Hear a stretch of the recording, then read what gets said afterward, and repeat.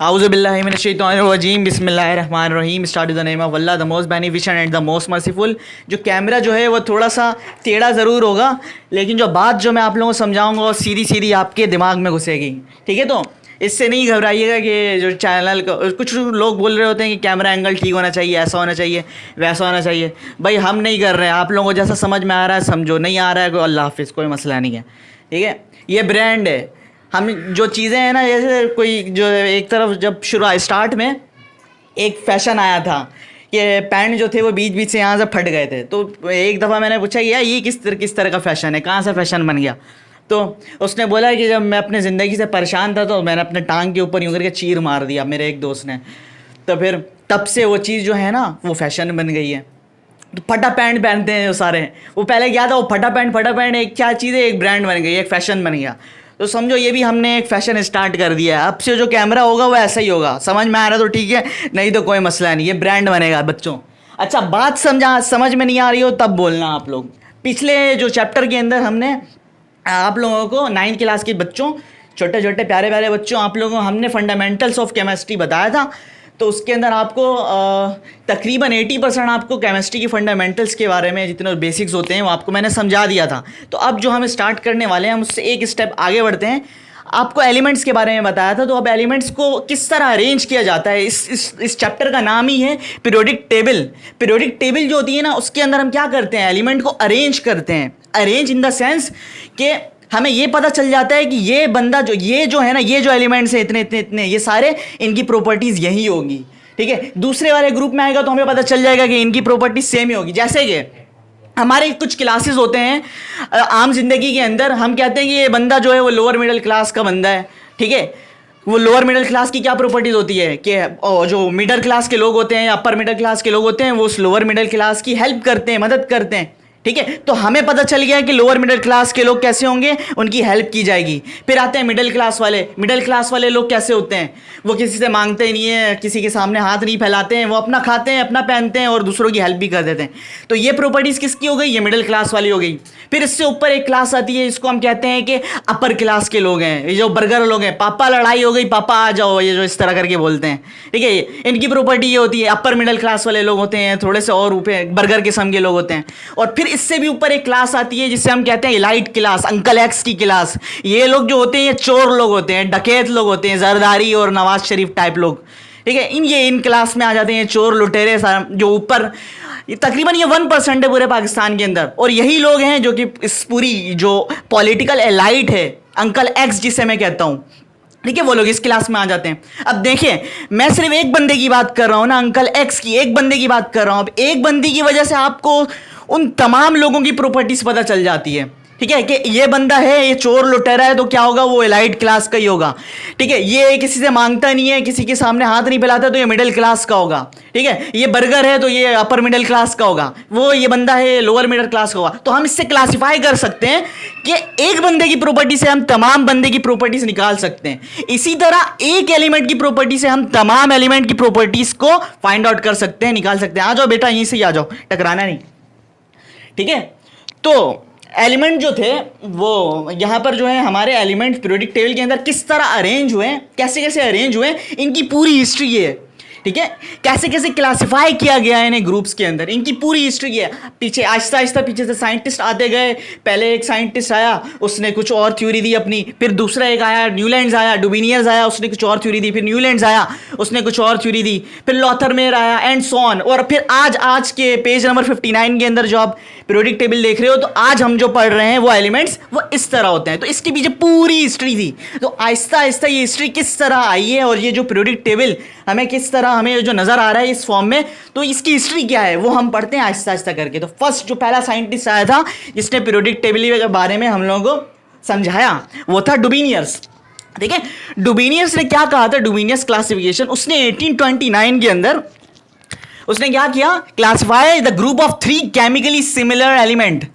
Chemically similar elements को, 3 chemically similar elements को उसने क्या कर दिया, एक ग्रुप के अंदर बंद करके रख दिया। ठीक है, ये देख रहे हो आप, 3 एलिमेंट आपको नजर आ रहे हैं। They are chemically similar properties, they have same chemical similar properties. Why I am saying that. और हमें कैसे पता चलता है, आप तो 9 क्लास के बच्चे हो, मासूम मासूम बच्चे हो, तो आपको कैसे पता चलेगा कि केमिकली सिमिलर प्रॉपर्टीज रखने वाले हैं? इसके पीछे कोई ना कोई तो लॉजिक होगी, ठीक है। तो इसके पीछे ये मैं आप लोगों को रीज़न बता देता हूँ कि क्या है ये, इसने क्यों कहा कि केमिकली सिमिलर प्रॉपर्टीज रखते हैं। क्योंकि आप गौर करो, देखो ये 3 एलिमेंट हैं, लिथियम, सोडियम और पोटाशियम। लिथियम का एटॉमिक नंबर क्या होता है, आप लोग ने अभी फंडामेंटल ऑफ केमिस्ट्री के अंदर पढ़ा होगा, तो आपको पता होगा। लिथियम का कोई बता सकता है बच्चा, लिथियम का एटॉमिक नंबर? एटॉमिक नंबर, मास नहीं, एटॉमिक नंबर 3 होता है। लिथियम का एटॉमिक नंबर होता है 3, ठीक है। सोडियम का क्या होता है एटॉमिक नंबर? 11, very good. और पोटाशियम का क्या होता है? 19। ये बच्चों आप लोगों को पता होना चाहिए, फंडामेंटल ऑफ केमिस्ट्री के अंदर मैंने ये पढ़ाया हुआ है, आप लोगों को याद भी करवाया हुआ है, ठीक है। तो लिथियम का 3 है, सोडियम का 11 है एंड पोटाशियम का 19 है। अब अगर हम ना इसकी वैलेंस शेल को निकालेंगे, इसकी वैलेंसी निकालेंगे, वैलेंसी का मतलब हम ये देखेंगे कि इसके लास्ट वाले शेल के अंदर कितने इलेक्ट्रॉन आते हैं। तो लिथियम का एटॉमिक नंबर है 3। पहले शेल के अंदर कितने इलेक्ट्रॉन आते हैं बच्चों? फर्स्ट शेल के अंदर मैक्सिमम 2 इलेक्ट्रॉन आ सकते हैं, और दूसरे वाले शेल में 1 आ जाएगा, क्योंकि एटॉमिक नंबर 3 है ना, तो 1 बच गया। तो इसके वैलेंस शेल में कितना इलेक्ट्रॉन है? 1 है, ठीक है। लिथियम की बात याद रखिएगा, लिथियम के एटॉमिक नंबर 3 है और इसकी जो वैलेंस शेल में इलेक्ट्रॉन कितना है? 1 है। अब आओ दूसरा एलिमेंट देख लो, क्योंकि इसने 3 केमिकली सिमिलर प्रॉपर्टीज वाले एलिमेंट बोले हैं ना, ठीक है। अब आते हैं दूसरा, सोडियम। सोडियम का क्या है? सोडियम का एटॉमिक नंबर है 11। पहले शेल में कितने इलेक्ट्रॉन आ जाएंगे? पहले शेल में 2 आ जाएंगे। दूसरे शेल में कितने इलेक्ट्रॉन आ जाएंगे? 8 आ जाएंगे, ठीक है। कितना हो गया ये? 10 हो गया। तीसरे शेल में कितना इलेक्ट्रॉन? 1, ठीक है। तो इसमें भी कितना बच रहा है आपका? 1। यानी सोडियम की भी वैलेंसी कितनी है? 1 है। लिथियम की भी वैलेंसी कितनी थी? 1 थी, उसके भी वैलेंस शेल में 1 इलेक्ट्रॉन। अब आओ पोटाशियम।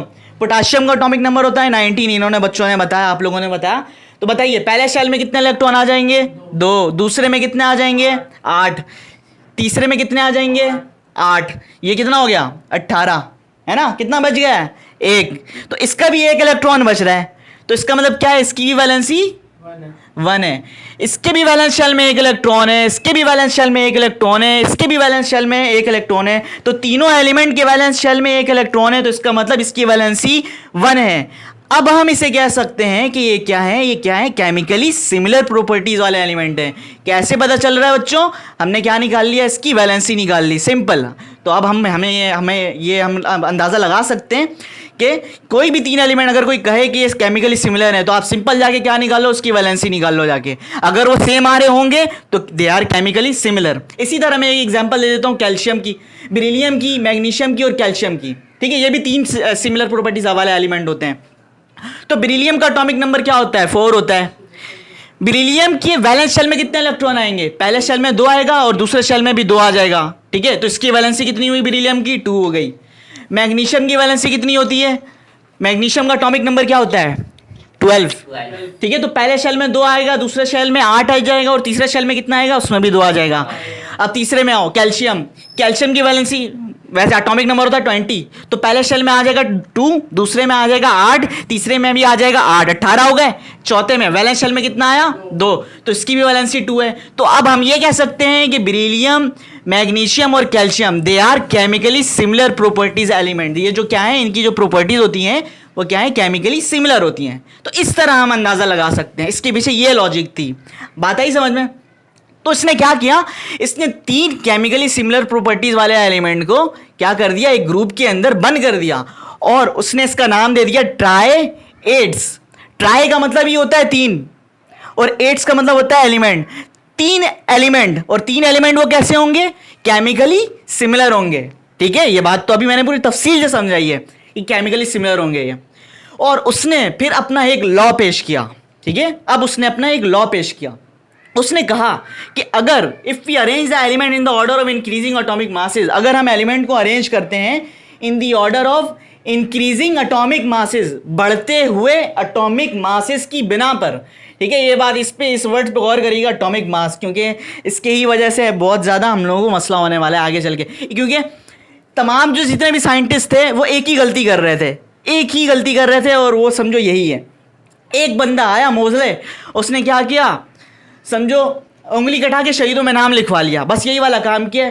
मेन जो काम किया है वो मेंडलीव्स ने किया था, लेकिन उसने क्या किया, सिर्फ वो उस एक गलती को ठीक करके तमाम क्रेडिट जो है वो अपने आप को ले लिया कि सारा काम में, फादर ऑफ पीरियोडिक टेबल उससे कहा जाता है। लेकिन हमारे नज़र में, क्योंकि हम जो है इंसाफ का साथ देने वाले लोग हैं, हमारे नज़र में फादर ऑफ जो पीरियोडिक टेबल है वो मेंडलीव है, मोज़ले नहीं है। ठीक है, इंसाफ पसंद बनना चाहिए हमें और खुल के बात करनी चाहिए इस पर।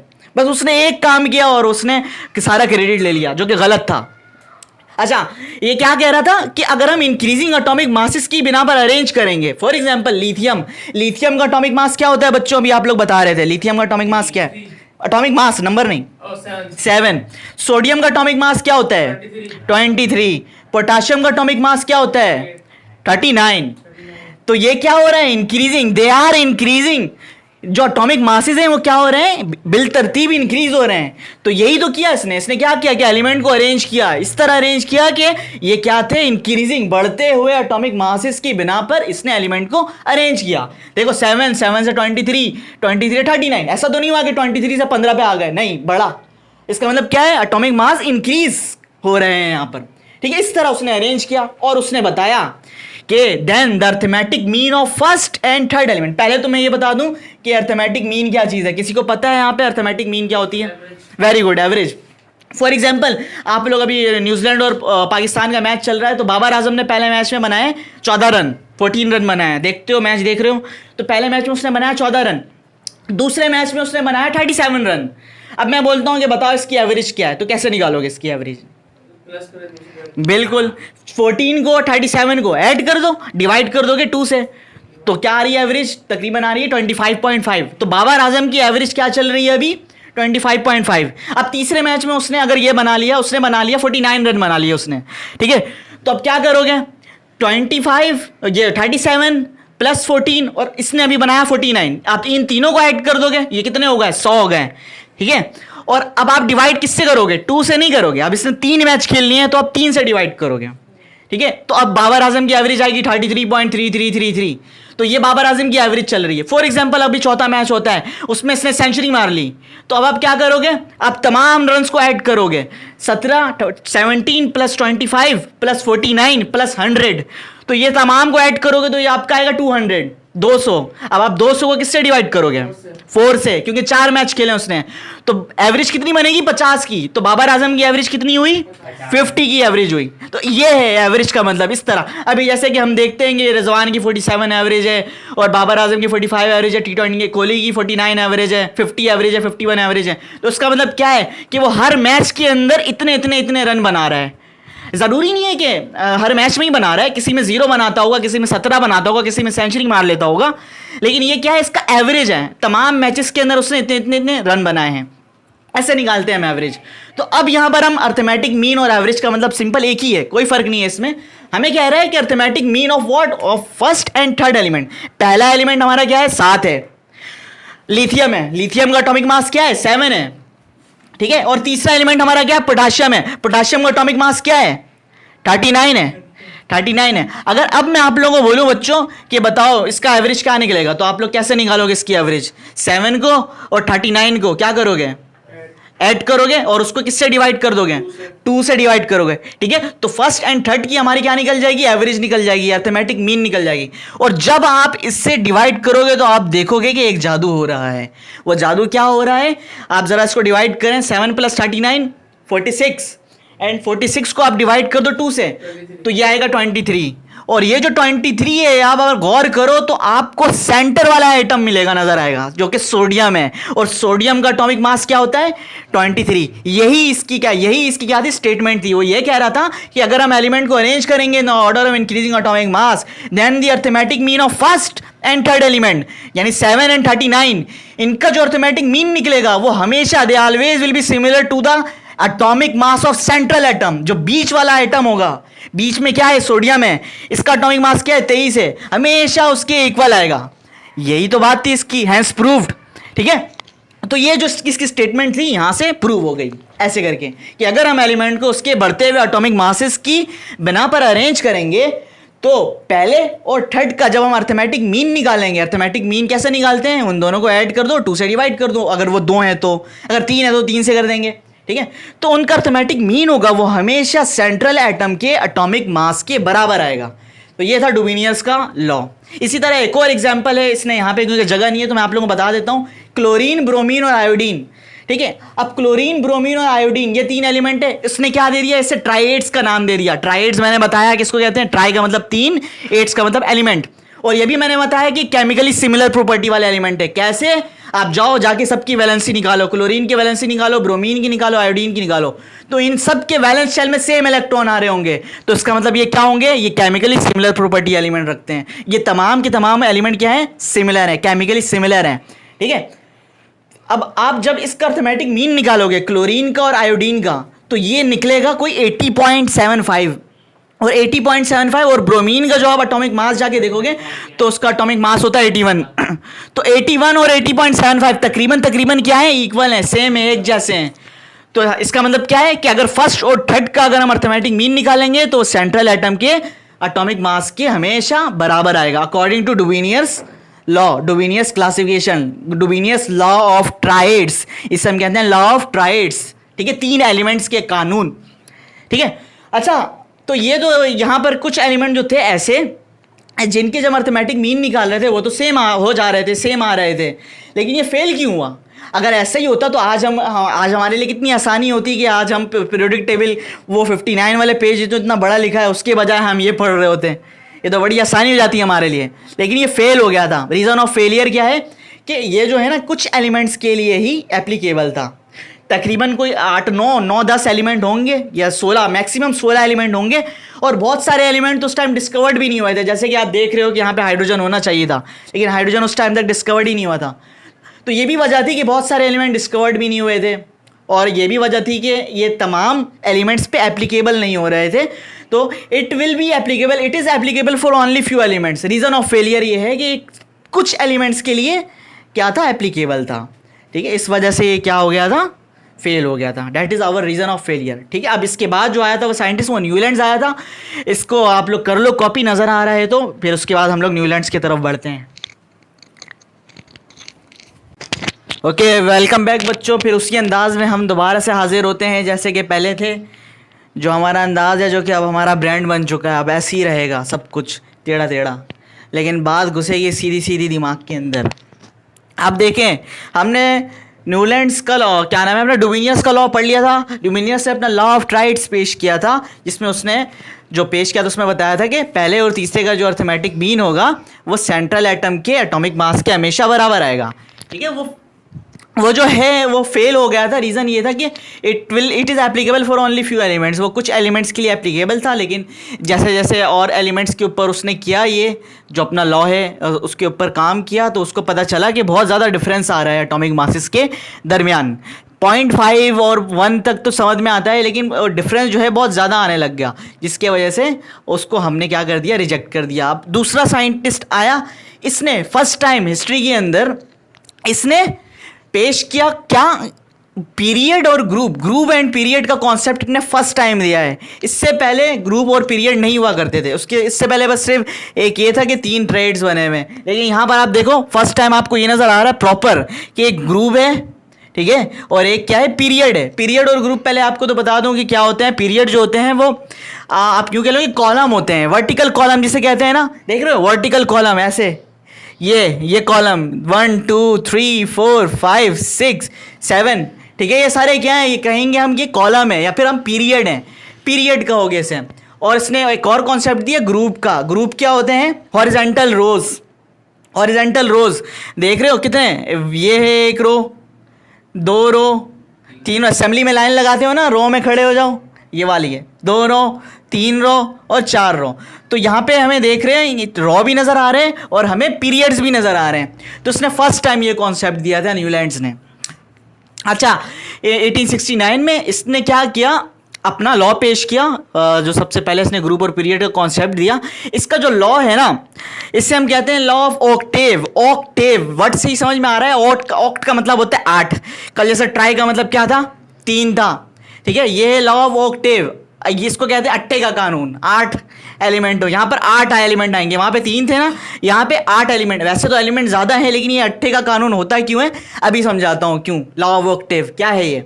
उसने कहा कि अगर हम एलिमेंट को अरेंज करेंगे, if we arrange the element, अगर हम एलिमेंट को अरेंज करेंगे in the order of increasing atomic masses, वैसे ही जो कि डुबिनियस ने किया था। डुबिनियस ने भी यही किया कि अगर एलिमेंट को उसने अरेंज किया इन the order of increasing atomic masses, बढ़ते हुए एटॉमिक मासेस की बिना पर। देखो लिथियम, लिथियम से बड़ा बेरिलियम, बेरिलियम से बड़ा बोरोन, ठीक है, इसके एटॉमिक मास बढ़ रहे हैं ना। बताओ जरा, लिथियम का एटॉमिक मास क्या होता है 7, बेरिलियम का होता है 9, बोरोन का होता है 11, कार्बन का होता है 12। तो ये क्या है, आहिस्ता आहिस्ता बढ़ रहे हैं। इसका मतलब ये इंक्रीजिंग एटॉमिक मास की बिना पर अरेंज हुए हैं, ठीक है। सोडियम का एटॉमिक मास क्या होता है बेटा 23, 24, आपको याद हो, आप लोग को भी याद हो चुका होगा अब तक तो, कम से कम इस चैप्टर के अंदर आपको 20 एलिमेंट तो याद हो। 27 एल्यूमिनियम का, सिलिकॉन का 28, फॉस्फोरस का 31, सल्फर का 32 एंड क्लोरीन का 35.5। एक दो एलिमेंट और भी हैं जिसके लिए एप्लीकेबल था लेकिन वो जगह नहीं बन रही थी। खैर ये बात आप यहाँ तक समझना जहाँ तक मैं बता रहा हूँ। तो इसने क्या बोला कि अगर हम एलिमेंट को अरेंज करेंगे in the order of increasing atomic mass, बढ़ते हुए एटॉमिक मास की बिना पर, जो कि डुबिनियस ने भी यही किया था और सब यही कर रहे थे, तो क्या होगा, then the properties of every 8 element, तो हर आने वाला 8वां एलिमेंट जो होगा will be similar to its first one, तो अपने पहले वाले एलिमेंट से सिमिलर होगा। अब ये क्या भला, ये क्या बात है, ये जरा मैं समझाता हूं। देखो 8वां एलिमेंट इस लिथियम के मुकाबले में 8वां एलिमेंट कौन है, जरा गिनो यहां से, 8वां कौन होगा, 1 2 3 4 5 6 7 8। सोडियम लिथियम का क्या है, 8वां एलिमेंट है। हाँ, तो सोडियम क्या हुआ, लिथियम का 8वां। इसी तरह मैग्नीशियम बेरिलियम का क्या होगा, 8वां। गिनो 1 2 3 4 5 6 7 8, तो बेरिलियम मैग्नीशियम का क्या होगा, 8वां एलिमेंट। इसी तरह बोरोन एल्यूमिनियम का क्या होगा, 8वां एलिमेंट। कार्बन और सिलिकॉन क्या होंगे एक दूसरे के 8वां एलिमेंट, एक दूसरे के 8th एलिमेंट। अच्छा ये क्या है, तो हर 8वां एलिमेंट जो होगा वो पहले वाले एलिमेंट से सिमिलर प्रॉपर्टी रखता होगा। ये बात आई, सिमिलर प्रॉपर्टी का मतलब अब कल मैंने तफसील से समझाया हुआ है कि सिमिलर प्रॉपर्टी हम कैसे अंदाज़ा लगा सकते हैं कि हम ये 2 एलिमेंट है और इसकी प्रॉपर्टी सेम है। मैंने क्या बताया था, सीधा सीधा जाओ और जाके वैलेंसी निकाल लो। वैलेंस शेल में देखो कितने इलेक्ट्रॉन हैं, ठीक है। तो अभी हम वही करते हैं, अगर हमें चेक करना है कि ये दोनों सिमिलर प्रॉपर्टी रखते हैं तो हम क्या कर लेंगे, हम इनके वैलेंस शेल को चेक कर लेंगे। वैसे तो हमें कोई प्रूफ नज़र नहीं आ रहा, लेकिन कल मैंने आप लोगों को बताया था कि हम इस तरह निकाल सकते हैं, ठीक है। ये ऐसा चैप्टर है जिसमें हम प्रैक्टिकली कुछ नहीं कर सकते हैं, लेकिन जब तक आपको इस चीज़ के पीछे की लॉजिक नहीं समझ में आए ना तो बच्चे रट्टा मारेंगे और कुछ नहीं करेंगे। लेकिन अगर आपको समझ में आ जाए कि लॉजिक क्या है इसके पीछे, ये कैसे सिमिलर हैं, तो अब आप लोग अंदाज़ा लगा लो कि हाँ भाई हाँ सिमिलर तो है, ऐसे ही हो सकते हैं जो कि सर ने बताया था। लेकिन अभी जब इन्हें ये बच्चों को नहीं पता होगा तो वो रट्टा मारेंगे सीधा सीधा, हर 8वां एलिमेंट पहले वाले एलिमेंट के सिमिलर होता है। भाई कैसे सिमिलर होता है ये तो पता चले, अभी मैं बताता हूँ कैसे। देखो लिथियम का अटोमिक नंबर के बेस पे हम लोग करते हैं, वैलेंसी निकालते हैं, ठीक है, याद है। तो और लिथियम का अटोमिक नंबर क्या होता है, 3 होता है। लिथियम का 8वां एलिमेंट कौन है, सोडियम है। सोडियम का अटोमिक नंबर क्या होता है, 11 होता है, ठीक है। तो बताओ इसके पहले शेल में कितने इलेक्ट्रॉन आएंगे, लिथियम के 2, और वैलेंस शेल में 1, 3 वैलेंसी कंप्लीट हो गई, इसकी 3 एटॉमिक नंबर कंप्लीट हो गए। वैलेंस शेल में कितने इलेक्ट्रॉन है, 1 है। अब आओ सोडियम में, सोडियम के पहले शेल में कितने इलेक्ट्रॉन आएंगे, 2, दूसरे में 8 और तीसरे में 1 रह गया, सिर्फ 1 रह गया, 10 हो गया ना, 2 और 8 10 हो गए, 1 बच गया। तो ये जो 1 बच गया वो यहीं आ जाएगा, जो बच गया वो आ जाएगा आखिरी वाले में।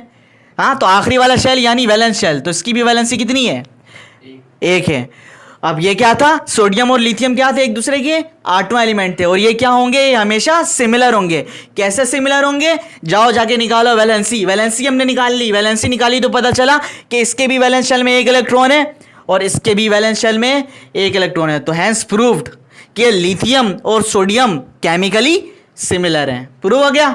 अब आओ दूसरे में, अब दूसरा क्या है, बेरिलियम और मैग्नीशियम है, हर आने वाला 8वां, ठीक है, यही नहीं हर आने वाला 8वां इसके मुताबिक। तो बेरिलियम का 8वां कौन है, मैग्नीशियम है। अब बेरिलियम का एटॉमिक नंबर बताओ, 4 होता है, ठीक है। पहले शेल में कितने इलेक्ट्रॉन आएंगे, 2, दूसरे शेल में कितने आएंगे, 4 होता है, 4 होता है। पहले में 2, दूसरे में 2 तो आ गए, 2 तो आ गए, अब बचे कितने? 4 होता है ना, एटॉमिक नंबर 4 होता है। पहले शेल में 2 इलेक्ट्रॉन आते हैं, ठीक है, दूसरे शेल में आते 8 हैं, अकोमोडेशन 8 की है, लेकिन बच कितना रहा है इसके पास? इसके पास सिर्फ 2 बच रहा है। 4 थे, 2 पहले में चले गए। ये बात इस बच्चे को समझ में ही नहीं आई, बाकी बहुत सारे बच्चों को तो आ गई समझ में, ठीक है। पहले शेल में आ गए 2, दूसरे शेल में 4 है ना बेरिलियम का एटॉमिक नंबर, तो दूसरे शेल में सिंपल 2 बच गया, तो 2 आ जाएगा उसमें।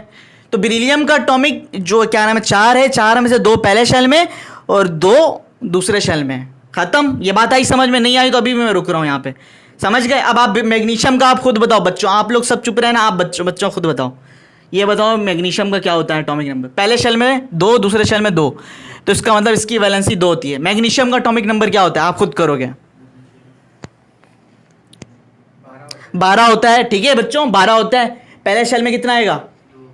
2, दूसरे शेल में कितना आएगा? 2 नहीं, दूसरे शेल में आएगा कितना? कितना आ सकता है? 8 आ सकता है। कितने हो गए? 10 हो गए। कितना बच रहा है? 12 होता है ना एटॉमिक नंबर मैग्नीशियम का। 2 और 8 10 हो गए। बच कितना रहा अभी? 2 और बच रहा है। 2 और 8 कितने होते हैं? 10 होते हैं, ठीक है। मैग्नीशियम का होता है एटॉमिक मास 12, 10 हो गए। बच कितना गया? 2 और बच गया ना। इतनी सी बात नहीं समझ में आ रही बच्चे? 2 और 8 कितना होता है? 10 होता है, 2 बच गया और, ठीक है, तो वो कितना हो गया? 12 हो जाएगा। तो बैलेंस लास्ट वाले शेल में कितने इलेक्ट्रॉन आएंगे? 2, ठीक है। अब इसकी भी वैलेंसी कितनी हो गई? 2, इसकी भी वैलेंसी कितनी हो गई? 2। तो इसका मतलब बेरिलियम और मैग्नीशियम क्या है? केमिकली सिमिलर हैं। अगर आपको इलेक्ट्रॉनिक कॉन्फिगरेशन नहीं आ रहा है तो हम एक और करते हैं, बहुत सारे बच्चों को आ गया होगा समझ में।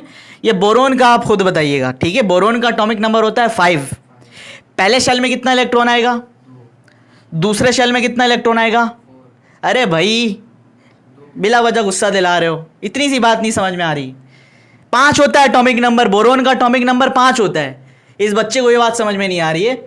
अब 5 में से 2 पहले शेल में आ गया। ये असल में ऐसा ही होता है, ये जब बच्चे शुरू से पढ़ के नहीं आते हैं ना, यहाँ पर आके दिमाग ख़राब करते हैं। अब आप सबको मैं फिर आप लोगों के सामने ये बात आ रही होगी, पढ़ कर आया करो। आप अपनी वजह से सबकी क्लास ख़राब कर रहे हो, टाइम ज़ाया कर रहे हो सबका।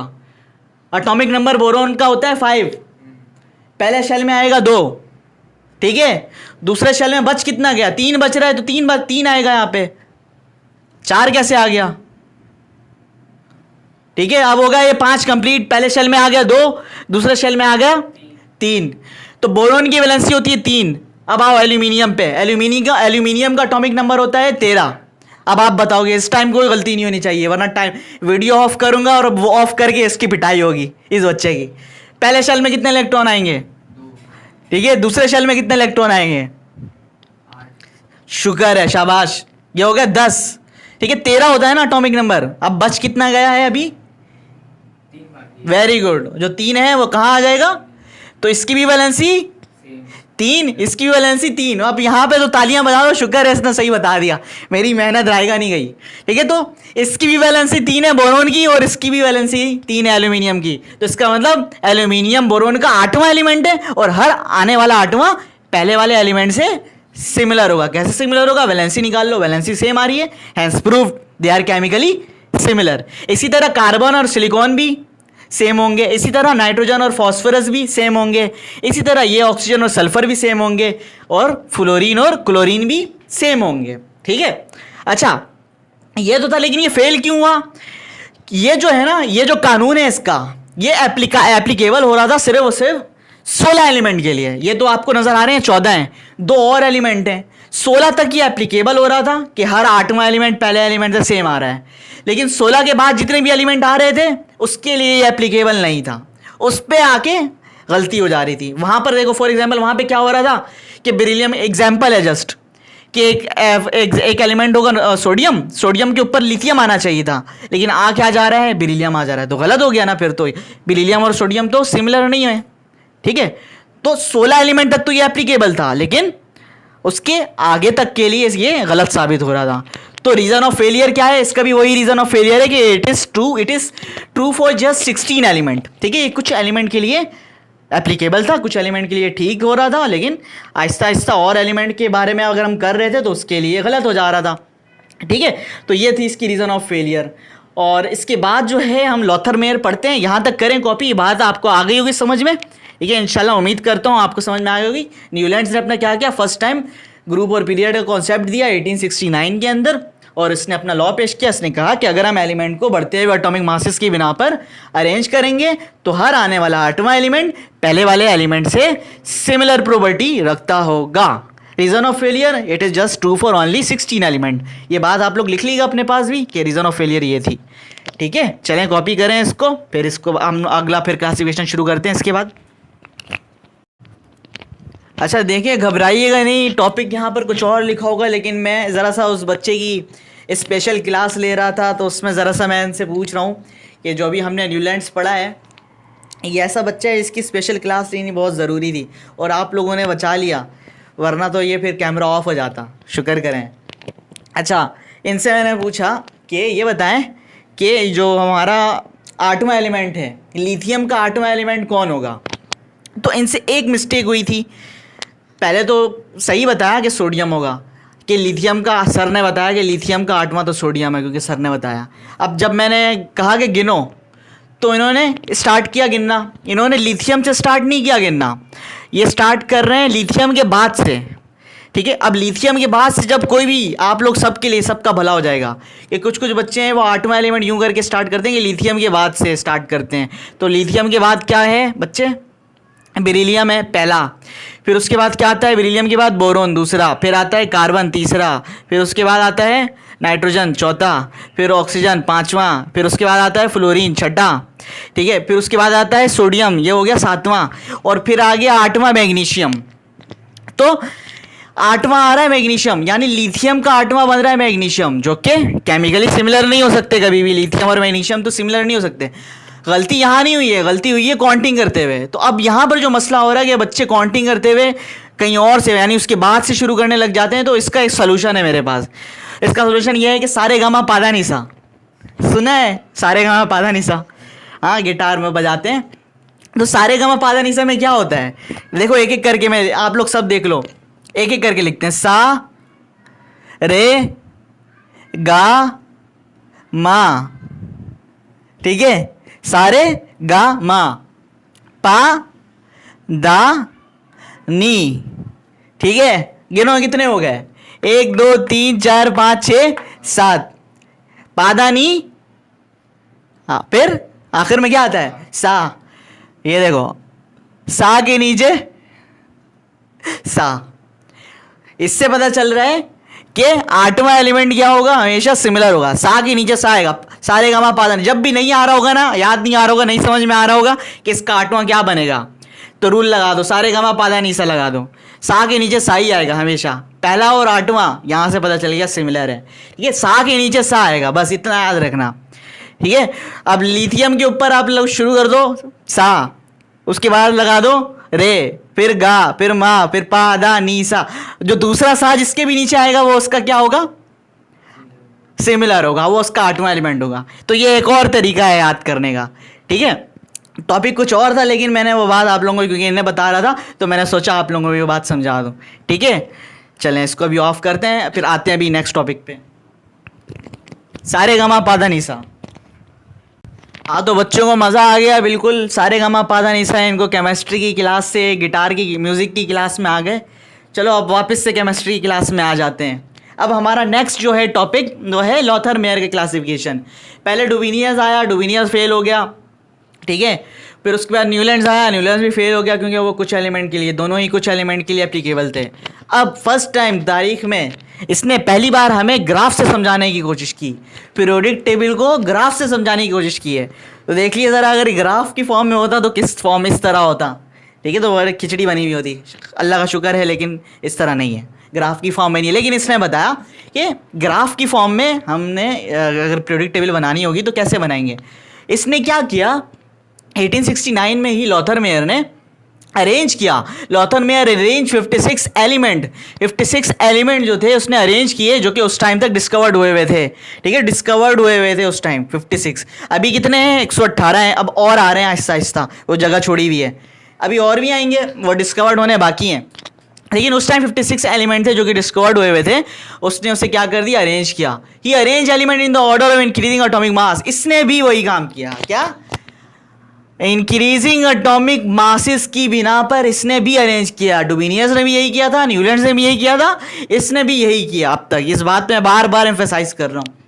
अब इना वर्टिकल कॉलम क्या कर दिया इसने, वर्टिकल कॉलम जो कि मैंने बताया था, वर्टिकल कॉलम में इसने अरेंज कर दिया। वर्टिकल कॉलम को हम ग्रुप कहते हैं, ठीक है। 9 ग्रुप में इसने अरेंज कर लिया, 1 2 3 4 5 6 7 8 9, इसी तरह 9 ग्रुप में इसने यूं करके अरेंज कर दिया था, प्लॉट बना दिया था, ठीक है, 1 to 9।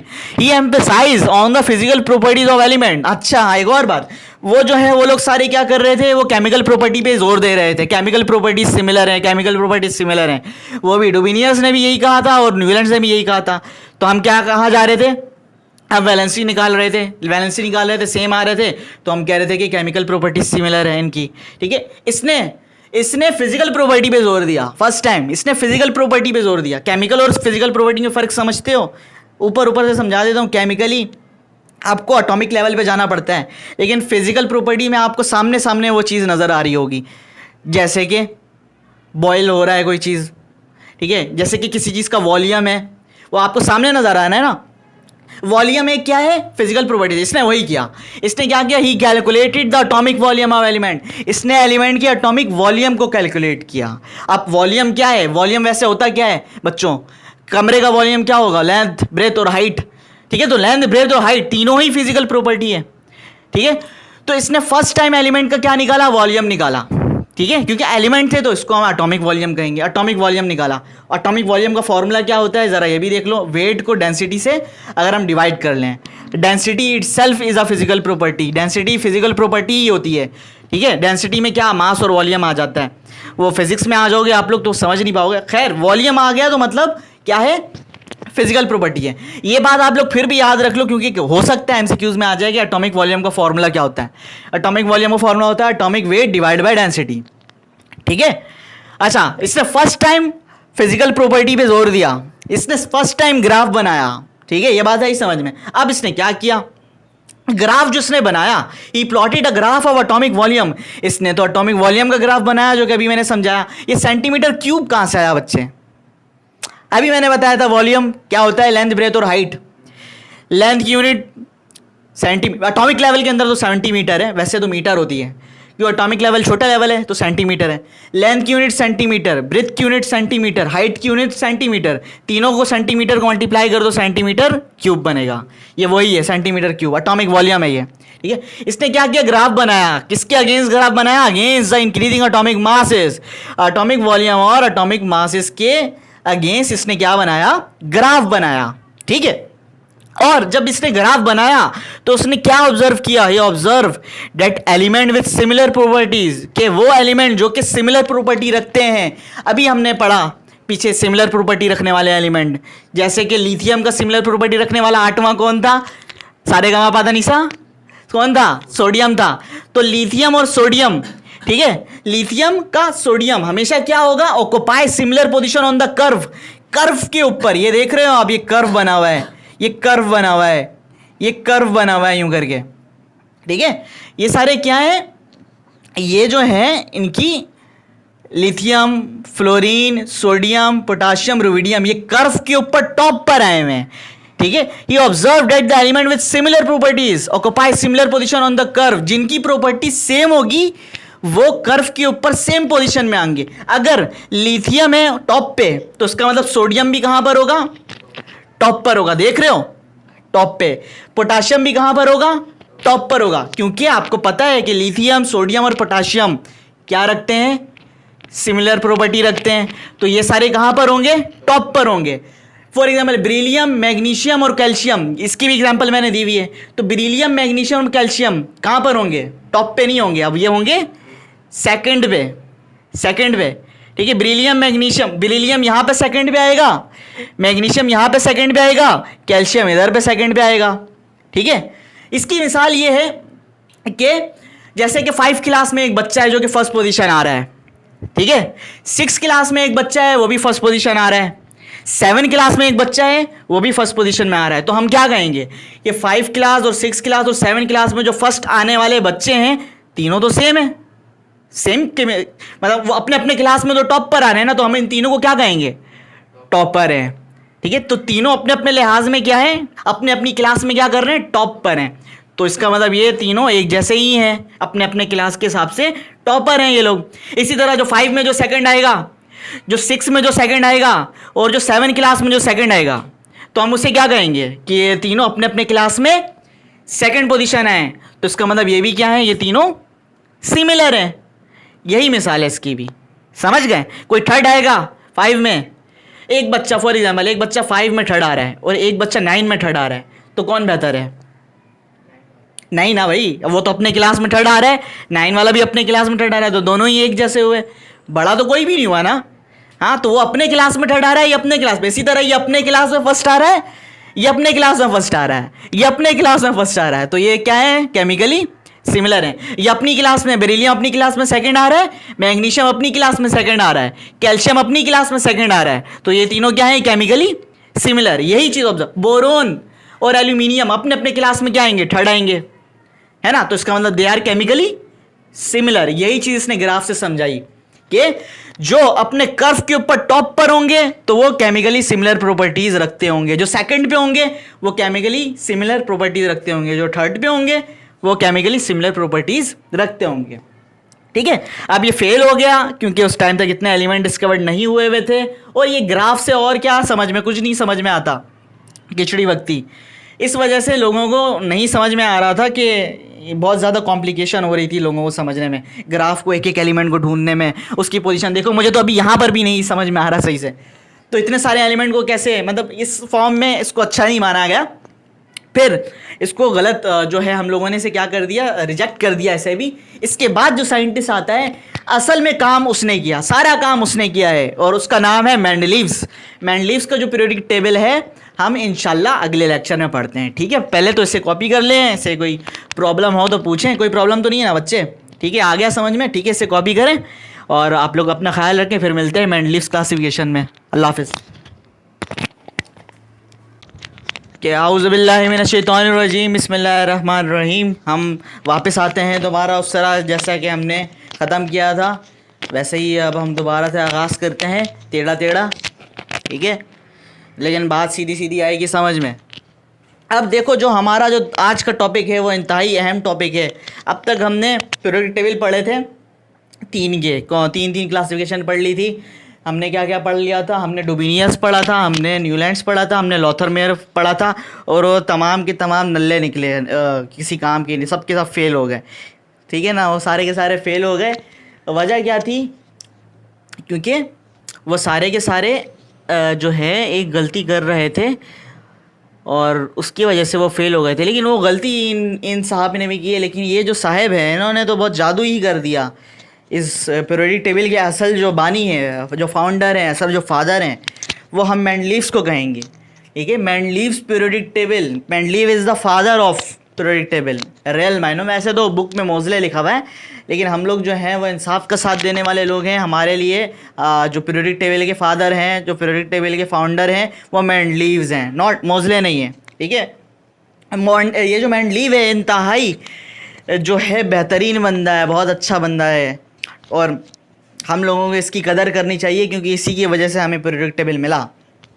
बहुत ज़्यादा गर्मी हो रही है, पसीना भी आ रहा है, आजकल गर्मी बहुत ज़्यादा हो गई है। अच्छा देखें, पीरियोडिक टेबल जो है ना, ये जो मेंडलीव्स की जो पीरियोडिक टेबल है, ये पेपर के पॉइंट ऑफ व्यू से भी बहुत ज़्यादा इंपॉर्टेंट है। पेपर में भी ये लॉन्ग में आते हैं, ये क्वेश्चन हो सकता है मे बी पॉसिबल इस साल भी आ जाए। ठीक है, तो बहुत ज़्यादा पेपर पॉइंट ऑफ व्यू से भी बहुत इंपॉर्टेंट है ये मेंडलीव।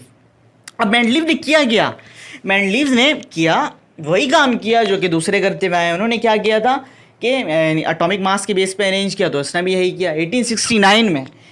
1869 में, ये भी 1869 में, तमाम के तमाम साइंटिस्ट 1869 में एक साथ बैठे हुए थे। एक फेल हो रहा था, दूसरा आ रहा था, दूसरा फेल हो रहा था, तीसरा आ रहा था, यही लग रहा है। अब 1869 में मेंडलीव ने अरेंज किया एलिमेंट को in the order of increasing atomic masses. Atomic masses की बिना पर, बढ़ती हुई एटॉमिक मासेस की बिना पर मेंडलीव ने एलिमेंट्स को अरेंज किया, ठीक है, placing similar properties element in a vertical column. Similar property वाले एलिमेंट को उसने कहां पर प्लेस किया? वर्टिकल कॉलम के अंदर। वर्टिकल कॉलम मैंने बताई हुई है, वर्टिकल कॉलम हम कहते हैं इसको, ये क्या है? ये आपका क्या कहलाएगा? ये ग्रुप कहलाएगा, ठीक है। तो उसने एक ग्रुप के अंदर तमाम सिमिलर प्रॉपर्टी वाले एलिमेंट को क्या कर दिया? रख दिया, प्लेस करके रख दिया, ठीक है। तो एक ही ग्रुप के अंदर सिमिलर प्रॉपर्टीज वाले एलिमेंट ही आएंगे। अब सिमिलर प्रॉपर्टी के एलिमेंट है तो इसका मतलब क्या है? ये अब तक तो आप लोगों को आ जाना चाहिए समझ में कि सिमिलर प्रॉपर्टी का मतलब क्या होगा। सिमिलर प्रॉपर्टी का मतलब क्या होगा? एक जैसे प्रॉपर्टी का मतलब हम क्या करते हैं? हमें तो लॉजिकली बात समझ में आनी चाहिए ना, हम तो प्रैक्टिकल नहीं कर रहे। हमें कैसे पता चलेगा कि सिमिलर प्रॉपर्टी के एलिमेंट है ये? वैलेंसी चेक करेंगे हम जाके, ठीक है। अगर उनकी वैलेंसी सेम आ रही होगी तो हम समझ जाएंगे कि दे आर केमिकली सिमिलर, ठीक है। तो यही कह रहा है कि केमिकली सिमिलर एलिमेंट एक ही ग्रुप के अंदर इसने प्लेस करके रख दिए, ठीक है। और इसने अपना क्या कर दिया? अपना लॉ पेश किया। जो लॉ था इसके अंदर भी कोई ख़ास बात तो वैसे नहीं है, लेकिन इसने क्या किया? जो मेंडलीव्स था, वो जो था अपना न्यूलैंड्स था और डोमिनियर्स था। न्यूलैंड्स और जो डोमिनियर्स था, इन लोगों ने क्या किया था? एलिमेंट को केमिकली डिफाइन किया था कि इसकी केमिकल प्रॉपर्टी सेम होगी, ठीक है। उसने भी लॉ ऑफ ट्राइड्स में भी यही था कि इसकी केमिकल प्रॉपर्टी सेम होगी। न्यूलैंड्स में भी यही था कि 8वां एलिमेंट पहले एलिमेंट के साथ सेम होगा, केमिकली सेम होगा। बैलेंस शेल चेक कर रहे थे। अपना जो लॉथर मेयर था, वो लॉथर मेयर आके फर्स्ट टाइम उसने फिजिकल प्रॉपर्टी निकाली, सही है, डेंसिटी निकाला, वॉल्यूम निकाला। लेकिन इसने क्या किया? इन दोनों को मर्ज कर दिया मेंडलीव ने। इसने क्या बताया कि एलिमेंट की फिजिकल एंड केमिकल प्रॉपर्टीज जो भी होंगी, the physical and chemical properties of the element are periodic function of their atomic masses. उसे हम किस बेस पे अरेंज करेंगे? एटॉमिक मासेस के बेस पे हम अरेंज करेंगे, वही जो कि सब करते हुए आ रहे हैं, ठीक है। यही गलती भी है असल में, एटॉमिक मासेस के बेस पे जो अरेंज किया है ना, बस ये एक मिस्टेक हुई थी इसकी, जिसने मोज़ले ने आगे ठीक कर दिया और सारा क्रेडिट वो ले गया। खैर, ये इसके अंदर इतनी ख़ास बात क्या है? क्यों इसे फादर कहते हैं वो हम अंदाज़ा लगाएंगे जब हम इसके साइलेंट फीचर पढ़ेंगे। तो साइलेंट फीचर के अंदर क्या है? मेंडलीव्स की पीरियोडिक टेबल के साइलेंट फीचर हैं, कुछ खसूसियात हैं, खदुखाल हैं। आप लोग जैसे कि यहाँ पे देख सकते हो और बच्चे आप बुक में देख सकते हो कि इसके अंदर कितने वर्टिकल कॉलम हैं। It has 8 vertical column. Vertical column means group. तो इसका मतलब क्या है? It has 8 group. एमसीक्यूज में आ सकता है कि कितने ग्रुप हैं इसके? 8 ग्रुप हैं। It has 8 group. ये आप देख सकते हो, गिनो 1 2 3 4 5 6 7 एंड 8। 8 आपको वर्टिकल कॉलम नजर आएंगे, ये आपका ग्रुप कहलाएगा। एंड 12 हॉरिजेंटल रोज, और आपको 12 हॉरिजेंटल रोज नजर आएंगे। ये जो हॉरिजेंटल रोज हैं ये क्या कहलाते हैं? इसे हम कहते हैं पीरियड्स, ठीक है। तो 8 ग्रुप होंगे इसमें और 12 पीरियड्स होंगे, ठीक है। हॉरिजेंटल रोज यानी पीरियड्स होंगे, 12 पीरियड होंगे और 8 ग्रुप होंगे। अब जो दूसरी जो प्रॉपर्टी है इसकी, दूसरा जो पॉइंट है इसके अंदर, यहाँ से इसकी ख़ास बात शुरू होती है कि इसने ये बताया कि एक ही कॉलम में, एक ही element in each vertical column, एक ही वर्टिकल कॉलम यानी एक ही ग्रुप में, ठीक है, वर्टिकल कॉलम, एक ही ग्रुप में आने वाले जो एलिमेंट होंगे they have similar chemical properties. तो उसकी केमिकल प्रॉपर्टीज़ क्या होगी? सिमिलर होगी, ठीक है। तो एक ही ग्रुप में, तो आप देख सकते हो कि पहले ग्रुप में कौन कौन से एलिमेंट है? हाइड्रोजन है, लिथियम है, सोडियम है, पोटाशियम है, रुबिडियम एंड सो ऑन, चलते रहे। हम 2 3 4 करते हैं शुरू के। हाइड्रोजन का एटॉमिक नंबर क्या है? 1 है, उसकी वैलेंसी 1 आएगी, ठीक है। उसके बाद लिथियम का एटॉमिक नंबर क्या है? 3 है। पहले शेल में 2, दूसरे शेल में 1, ठीक है। गलती तो नहीं करोगे ना? आप बताओ। ये वही बच्चा है जो कि गलती कर रहा था लेकिन अब सुधर गया। आप बताना, सोडियम का बताओगे क्या आएगी वैलेंसी? 11 है एटॉमिक नंबर। 2 आएगी, दूसरा 8 आएगी, गुड। आखिर में एक होगा, इसमें भी 1 आ गया। तो हाइड्रोजन के भी 1 आया था आखिर में, ठीक है। लिथियम के भी आखिर में 1 आया था, वैलेंसी उसकी भी 1 थी, और सोडियम की भी वैलेंसी 1 है। इसी तरह पोटाशियम का बताइएगा ज़रा। 19 है एटॉमिक नंबर। पहले में 2, दूसरे में 8, 10 हो गए। तीसरे में भी 8, 18 हो गए। 1 बच गया, वेरी गुड, ज़बरदस्त। तो उसमें भी एक आ गया तो उसकी भी वैलेंसी 1 हो गई। अब हाइड्रोजन है, लिथियम है, सोडियम है, पोटाशियम है, और जितने भी ये आ रहे होंगे ना, इन तमाम की, यानी एक ही वर्टिकल कॉलम में जितने भी एलिमेंट आ रहे होंगे ना, इन तमाम की वैलेंसी क्या होगी? 1 होगी। और अगर वैलेंसी सेम है तो हम क्या अंदाज़ा लगा सकते हैं कि ये क्या है? सिमिलर है, केमिकली सिमिलर। यही तो पढ़ते हुए आ रहे हैं ना। तो ये है इसका दूसरा पॉइंट। इसने ये बताया कि element in each vertical column, एक ही वर्टिकल कॉलम, एक ही ग्रुप में आने वाले element have similar chemical properties. इन सब की केमिकल प्रॉपर्टीज क्या होगी? सिमिलर होगी। बात आई समझ में? Second point clear.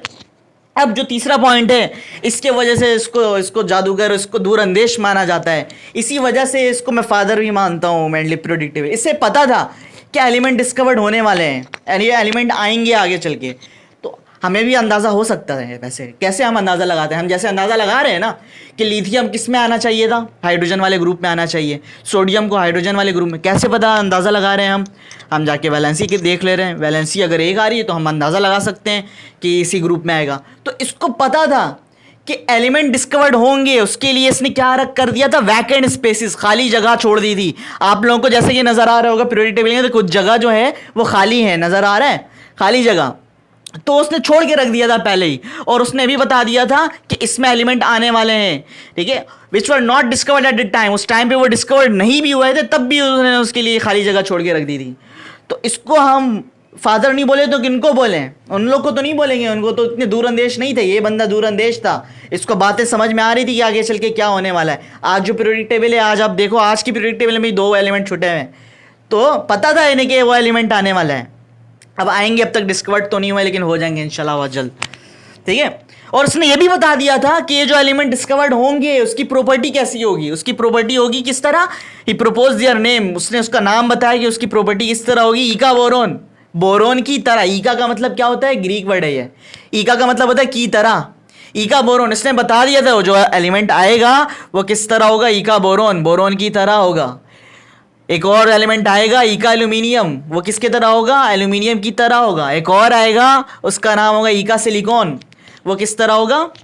सिलिकॉन की तरह। बाद में एलिमेंट डिस्कवर्ड हुए हैं आज हमारे पीरियोडिक टेबल के अंदर, तो आज इसका नाम हम जर्मेनियम रखा है, स्कैंडियम है और जर्मेनियम है। 2-3 एलिमेंट हैं, गैलियम भी है एक। हाँ, ये 3 एलिमेंट है आज के हमारे पीरियोडिक टेबल में। अब जब आप जाके इसकी प्रॉपर्टी देखोगे तो आपको प्रॉपर्टी मिलेगी बोरोन की तरह, आपको प्रॉपर्टी मिलेगी उसकी एल्यूमिनियम की तरह, आपको प्रॉपर्टी मिलेगी सिलिकॉन की ही तरह, ठीक है। इसकी भी प्रॉपर्टी उनकी ही तरह होगी। आप जाके चेक भी करेंगे तो फिजिकली या फिर केमिकली, जैसे भी चेक कर लें, ठीक है।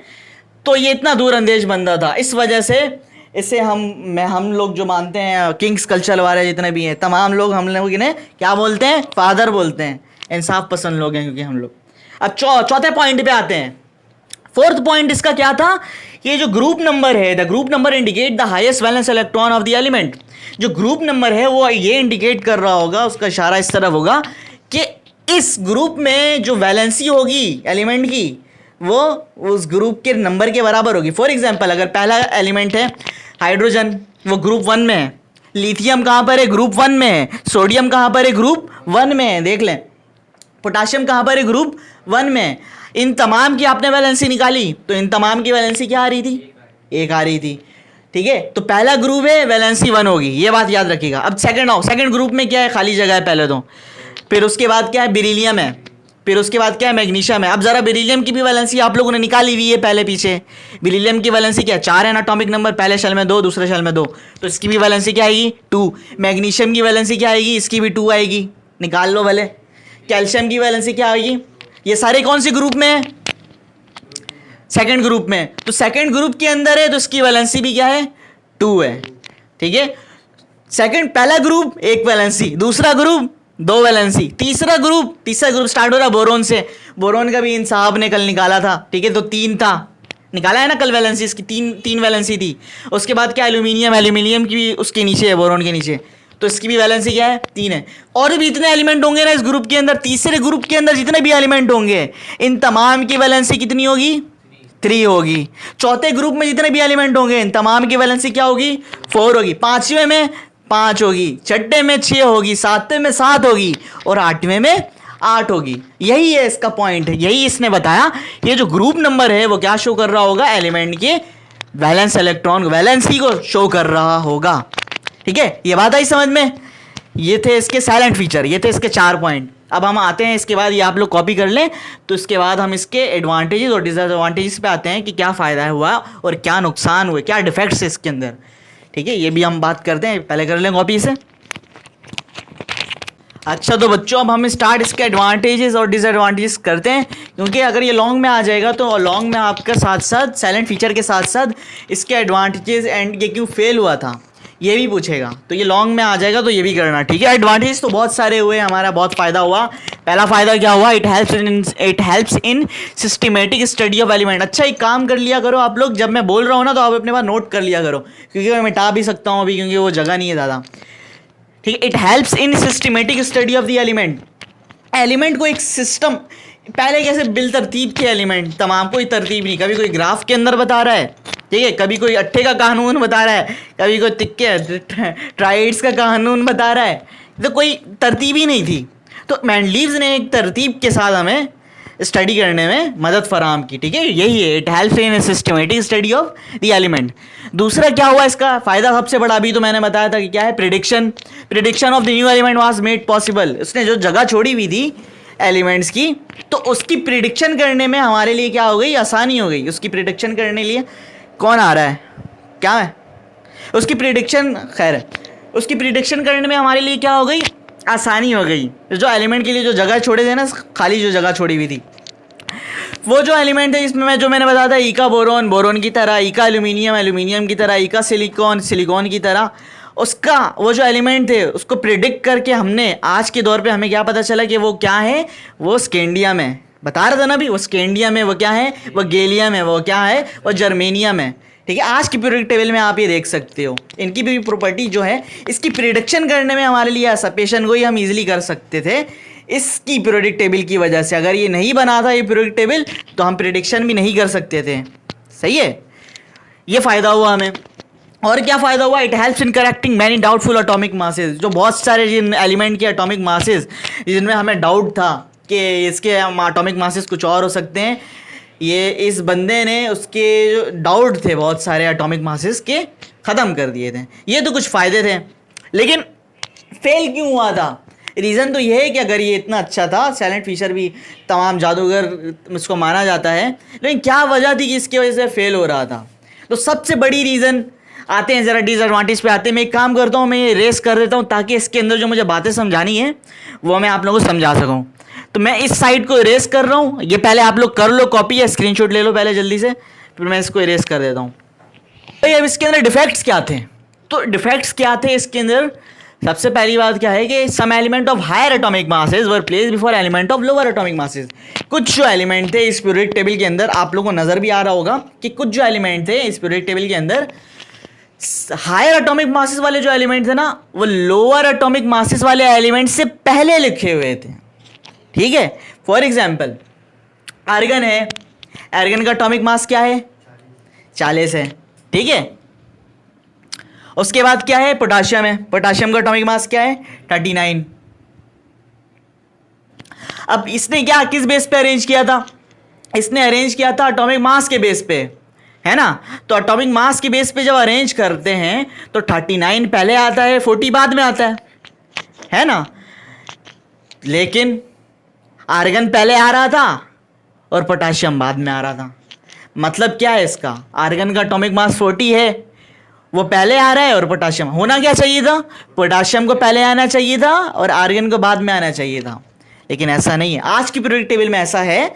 लेकिन इसके मुताबिक जो उसने बात की थी कि एटॉमिक बढ़ते हुए एटॉमिक मासेस के बेस पे अरेंज करेंगे, तो फिर तो ये बात गलत हो गई, है ना। तो पहला तो ये। अच्छा एक और इसी तरह है, कोबाल्ट है, जैसे कि कोबाल्ट का एटॉमिक मास क्या है, 59.9, 60 कर लेते हैं। कोबाल्ट का एटॉमिक मास है 60, ठीक है। और निकल 58.6, इसको कर लेना 59। अब होना क्या चाहिए था, निकल को पहले आना चाहिए था और कोबाल्ट को बाद में आना चाहिए था। लेकिन इस पीरियोडिक टेबल में क्या है, कोबाल्ट पहले आया हुआ है और निकल बाद में आया हुआ है। समझ आई। तो ये था इसका पहला डिफेक्ट। ठीक है, इन तमाम के आंसर मैं अभी आपको बताता हूँ कि कहाँ गलती कर रहा था। ये वो छोटी सी गलती थी जो कि उसने ठीक कर दी थी। अच्छा, पहला ये इसने गलती की।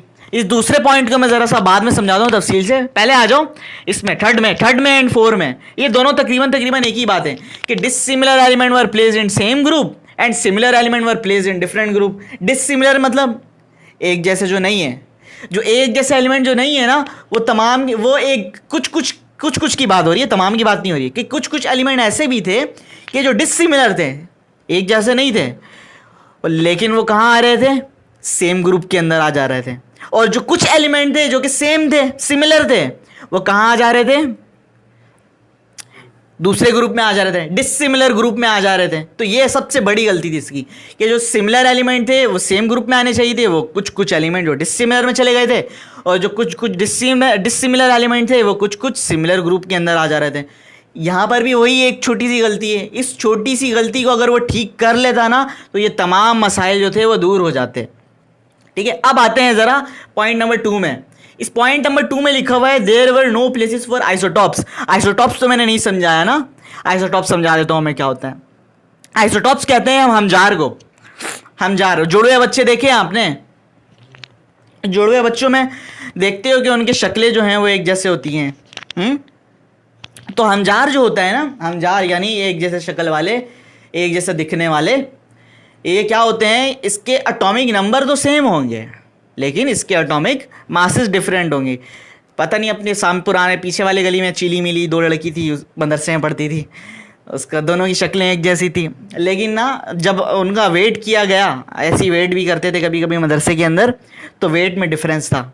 एक का वेट था 60 नहीं, मोटी नहीं थी इतनी, तकरीबन एक का वेट था 40, एक का था 45, 40 और 45 वेट था उनका। ठीक है, शक्ल देखने में चीली मिली, ढोलू बोलू नाम, ढोलू और बोलू की मिसाल ले लो, तो ढोलू और बोलू शक्ल में एक जैसे ही लगते हैं तकरीबन।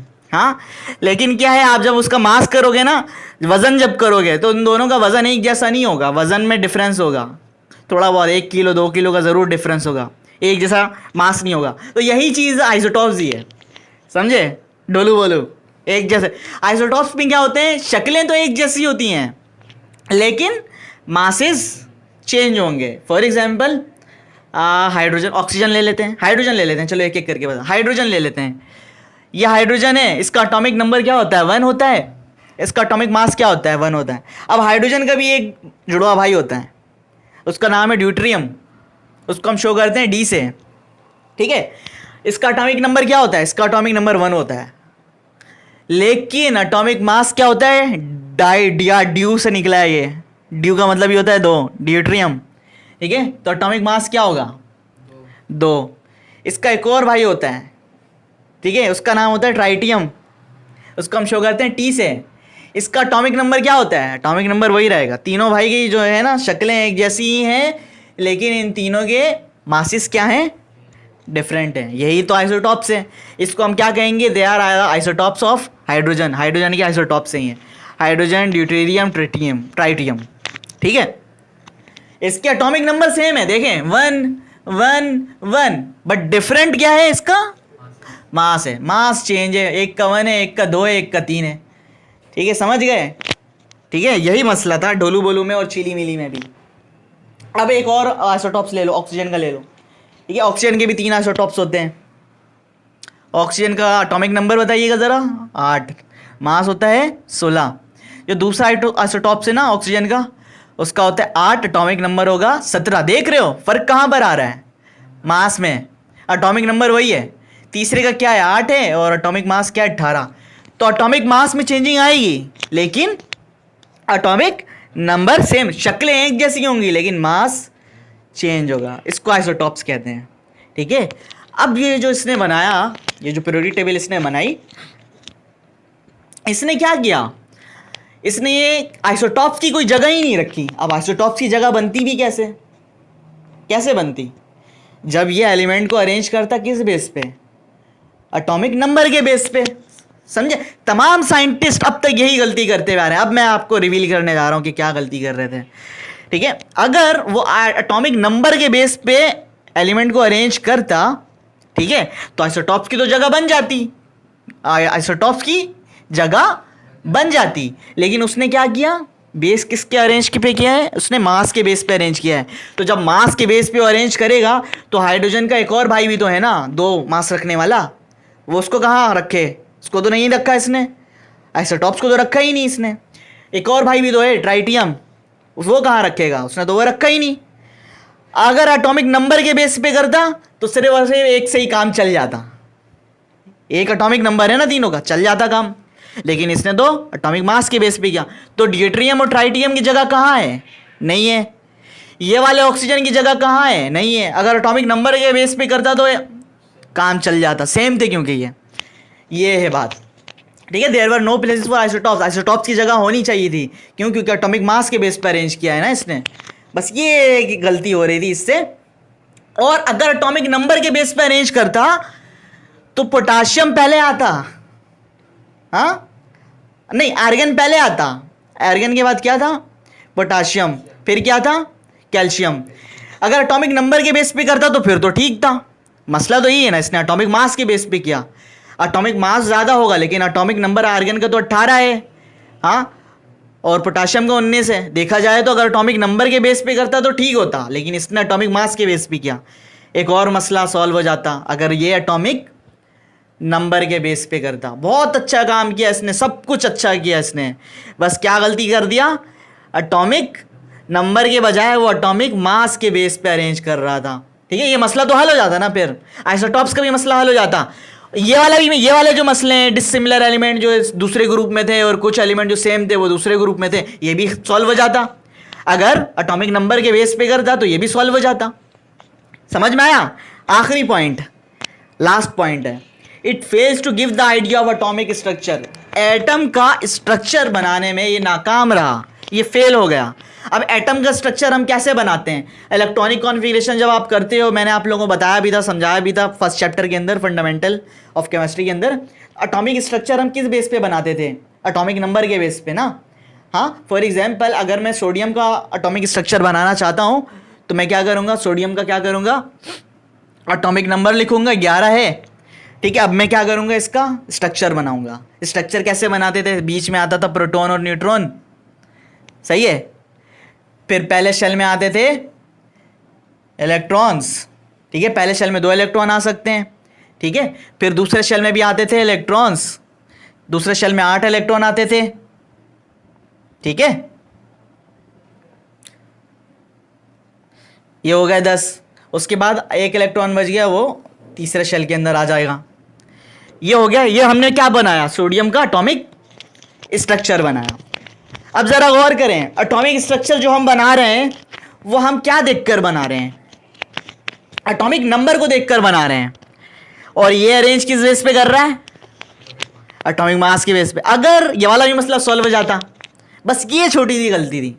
हाँ, इसने क्या किया? एटॉमिक मास की बेस पे अरेंज कर दिया। अगर वो एटॉमिक नंबर के बेस पे अरेंज करता तो हम एटॉमिक स्ट्रक्चर को बना सकते थे, लेकिन एटॉमिक मास के बेस पे तो हम कोई स्ट्रक्चर ही नहीं बना सकते। सो डेट्स वाई, इस वजह से ये फेल हो गया। किस बात में फेल हो गया? एटॉमिक स्ट्रक्चर को बताने में, एटॉमिक स्ट्रक्चर को बनाने में फेल हो गया, क्योंकि इसने एटॉमिक मास के बेस पे अरेंज किया। अब आया मोज़ले आखिर में 1914 में मेरे ख्याल से, ठीक है। मोज़ले ने क्या वही वाला काम किया, उंगली कटाई और शहीदों में नाम लिखवा लिया। सारा काम इस बेचारे का था। मोज़ले आया, मोज़ले ने आके सिर्फ एक वर्ड में चेंजिंग कर दी। उसने बोला the physical and chemical property of the element are periodic function of their, इसने क्या बोला? Atomic masses. उसने आके लिख दिया एटॉमिक नंबर। बस इतना सा काम किया मोज़ले ने, उसने आके लिख दिया एटॉमिक नंबर। ज्यादती हुई है इसके साथ, बच्चों कमेंट में लिखना ज्यादती हुई है मेंडलीव के साथ। मोज़ले फराड है। खैर मोज़ले भी अगर उसके दिमाग में भी आया, कोई नहीं आता तो फिर हम लोग यही पढ़ते ना, गलत हो जाता ना फिर। अच्छा आइडिया आया उसके दिमाग में, लेकिन काम सारा मेंडलीव ने किया। उसने क्या लिखा कि फिजिकल और केमिकल प्रॉपर्टी जो भी होगी एलिमेंट की, वो किस बेस पे अरेंज करेंगे हम एलिमेंट को? एटॉमिक नंबर के बेस पे। और तमाम के तमाम मसाइल जो भी थे आपको यहाँ पे नज़र आ रहे हैं, वो तमाम के तमाम मसाइल क्या हो गए? सॉल्व हो गए, हल हो गए, ख़त्म हो गए, ख़त्म शुद्ध। इस तरह जो है आज आप देख सकते हो, आज जो आपकी पीरियोडिक टेबल नज़र आ रही है, वो तमाम का तमाम काम जो किया है असल में मेंडलीव ने किया था, लेकिन मोज़ले को फाउंडर बता दिया गया, क्योंकि उसने अरेंज जो किया है वो एटॉमिक नंबर के बेस पे किया है। ठीक है, बस ये था फ़र्क। ये हमने आप तक मेंडलीव्स की पीरियोडिक टेबल पढ़ ली, यहाँ तक कर लो इसको कॉपी, और बात समझ में भी आ गई होगी अच्छे से। चलिए ठीक है, इसको कॉपी करें, ज़रा देखते हैं आगे कुछ पढ़ सकते हैं। अच्छा देखिए बच्चों, पेपर में इस तरह भी आ सकता है कि आपने मेंडलीव्स पीरियोडिक टेबल लिख ली, अब उसके बाद कहेगा कि आप Bohr's long form periodic table भी डिस्क्राइब करें। ये लॉन्ग में भी आ सकता है। ठीक है, इसका दूसरा नाम है modern periodic table. Modern periodic table का दूसरा नाम ये भी है, ये Bohr's long form of periodic table भी हम इसे कहते हैं। तो मॉडर्न पीरियोडिक टेबल तो अभी तो मैंने आप लोगों को बता दिया। मोज़ले आया, मोज़ले ने आगे उंगली कटाई, शहीदों में नाम लिखवा लिया। उसने क्या किया, एटॉमिक मास की बजाय एटॉमिक नंबर के बेस पे उसने अरेंज कर दिया। यही बात लिखी हुई है in 1914 by Moseley. The physical and chemical properties of the element are periodic function of their atomic number. Simple इसका ये स्टेटमेंट है। ठीक है, अब इस बेस पे, इस एटॉमिक नंबर के बेस पे जब अरेंज किया तो आज आपकी पीरियोडिक टेबल आप लोगों को नजर आ रहा होगा। और आप बच्चे 64 पेज में देखना पुरानी बुक में, और आज की 59 पेज नंबर बुक में वो हमारे पास पीरियोडिक टेबल आ गई। ठीक है, ये अब इस फॉर्म में हमें नजर आती है आज की पीरियोडिक टेबल, अगर हम एटॉमिक नंबर के बेस पे अरेंज करेंगे एलिमेंट को तो। ठीक है, अब आप देखिए, it contain 7 horizontal rows. It contain 7 horizontal rows का मतलब, हॉरिजॉन्टल रोज बताइए क्या होता है? पीरियड्स, इसे हम क्या कहते हैं? Periods. And 16 vertical column, 16 vertical column हम क्या कहेंगे? ग्रुप। तो इसका मतलब जो हमारा न्यू जो पीरियोडिक टेबल है, इसके अंदर 16 क्या है? ग्रुप्स हैं। 16 ग्रुप हैं, यानी वर्टिकल कॉलम है। आप गिन सकते हो वो 16 ही होंगे। ठीक है, वो 16 है पूरे, 16 ग्रुप है और 7 पीरियड हैं। ठीक है, हमारी आज की जो पीरियोडिक टेबल है उसमें 16 ग्रुप हैं और 7 पीरियड्स हैं। ठीक है, अब इनकी प्रॉपर्टीज़ क्या हैं? इनकी प्रॉपर्टीज़ आपको आती हैं। क्या है कि the element in each group have similar chemical properties. एक ही ग्रुप के अंदर आने वाले तमाम एलिमेंट जो होंगे उनकी प्रॉपर्टीज़ क्या है? सेम होगी। अभी मैंने बताया क्यों होगी, क्योंकि उन सबकी वैलेंसी जाके चेक कर लो तो वैलेंसी सबकी एक आ रही होगी, सेम आ रही होगी। तो इसका मतलब वो क्या है, एक ही ग्रुप में आने वाले एलिमेंट तमाम की प्रॉपर्टीज़ क्या होगी? सेम होगी। मेंडलीव मैंने समझाया हुआ है उसके साइलेंट फीचर में, ज़्यादा तफसील में जाने की तो ज़रूरत नहीं है अब। Third point, the group number shows the valency of the element. ये भी मैंने बताया हुआ है, जो ग्रुप नंबर है वो क्या शो कर रहा होगा? एलिमेंट की वैलेंसी को। पहला ग्रुप है तो उसकी वैलेंसी 1 होगी। जितने भी एलिमेंट है ना, अभी आप जाके घर पे चेक करिएगा, होमवर्क आप लोगों का, जितने भी एलिमेंट आप चेक करेंगे ना, तो आप जब चेक करोगे तो ये जो हमारी पीरियोडिक टेबल है इसके अंदर भी वही आ रही होगी। फर्स्ट ग्रुप के तमाम एलिमेंट 1 वैलेंसी होगी, सेकंड ग्रुप के एलिमेंट होंगे तो 2 वैलेंसी होगी, तीसरे ग्रुप के एलिमेंट जितने भी होंगे तो 3 वैलेंसी होगी। ठीक है, चौथे में होगी तो 4 होगी। ये है फोर्थ पॉइंट न्यू है आप लोगों के लिए। हाँ, ये मैंने नहीं समझाया था, मेंडलीव में भी नहीं बताया। ये जो पीरियड नंबर है, पीरियड नंबर जो होगा, पीरियड हॉरिजॉन्टल रोज शो कर रहा होगा the number of shell of an element. वो क्या शो कर रहा होगा कि एलिमेंट के अंदर शेल कितने हैं। अभी इस बात को मैं थोड़ा समझाने के लिए मिटाना पड़ेगा मुझे यहाँ से। हाँ, ये पॉइंट मैं मिटा रहा हूँ ऊपर से। ज़रा सा आपको एक बात समझाते हैं। आप ज़रा चेक करो, थर्ड पीरियड के अंदर मुझे एलिमेंट का कोई भी नाम बता दो। पीरियड, हाँ, सोडियम। ठीक है, तो थर्ड पीरियड में जो पहला एलिमेंट है उन्होंने बताया सोडियम। सोडियम को हम लेते हैं, अभी देखें इसके अंदर क्या है। सोडियम का एटॉमिक नंबर है 11। आप एटॉमिक स्ट्रक्चर बनाते हो तो बीच में आएगा आपका न्यूक्लियस, प्रोटॉन और न्यूट्रॉन। पहले शेल में आते हैं आपके 2 इलेक्ट्रॉन, दूसरे शेल में आएंगे आपके 8 इलेक्ट्रॉन। ये कितने हो गए? ये टोटल हो गए 2 और 8 10। बच गया कितना? 1 बच गया। तो ये मैंने बना दिया थर्ड शेल के अंदर 1 इलेक्ट्रॉन। ये हो गए पूरे के पूरे 11। ये हमारा क्या बन गया? सोडियम का एटॉमिक स्ट्रक्चर बन गया। अब देखिए शेल कितने बने? 1 शेल, 2 शेल और 3 शेल। इसका मतलब समझ रहे हो? अगर तीसरा पीरियड होगा ना तो उसमें नंबर ऑफ शेल कितने होंगे? 3 होंगे। चौथा पीरियड होगा, नंबर ऑफ शेल उसमें 4 होंगे। पांचवा पीरियड होगा, नंबर ऑफ शेल उसमें 5 होंगे। ठीक है, पहला पीरियड होगा तो नंबर ऑफ शेल उसका 1 ही होगा। तो यही बात है कि जो पीरियड नंबर है वो क्या शो कर रहा है? वो एलिमेंट के नंबर ऑफ शेल को शो कर रहा है हमारे आज के मॉडर्न पीरियोडिक टेबल के अंदर। ठीक है भाई, बात समझ में? तो ये जो है ये हमारा ख़त्म हो जाता है यहाँ पर मॉडर्न पीरियोडिक टेबल का कॉन्सेप्ट भी। और अगर पेपर में आ गया कि long Bohr's form of periodic table को आप डिस्क्राइब करें तो आप ये कर सकते हैं। ठीक है, आपको पूरे नंबर मिल जाएंगे।